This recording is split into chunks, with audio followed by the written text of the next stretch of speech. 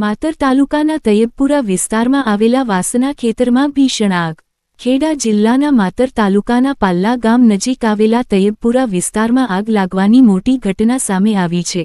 તૈયબપુરા વિસ્તારમાં આવેલા વાસના ખેતરમાં ભીષણ આગ લાગી હતી, જેમાં અંદાજે 10 વીઘા જેટલું ખેતર બળીને ખાખ થયું હોવાનું જાણવા મળી રહ્યું છે। આગ એટલી ભયાનક હતી કે ખેતરની બાજુમાં આવેલા મકાનો અને ગુરુકુળ સુધી પહોંચી ગઈ હતી।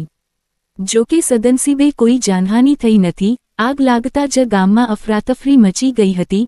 ઘટનાની જાણ થતાં પોલીસ અને નડિયાદ ફાયર બ્રિગેડ તાત્કાલિક ઘટના સ્થળે પહોંચી ગયા હતા। આગ કાબૂમાં લેવા ફાયર બ્રિગેડના કર્મચારીઓએ કામગીરી શરૂ કરી હતી। હાલ આગ લાગવાનું ચોક્કસ કારણ જાણી શકાયું નથી। રિપોર્ટર મોહમ્મદ ખાન પઠાણ, માતર ખેડા। हम दिखाएंगे सच्चाई की खबर चैनल को लाइक कीजिए, सब्सक्राइब कीजिए और हमारे साथ जुड़े रहिए। हम दिखाएंगे आपको सच्चाई की खबर।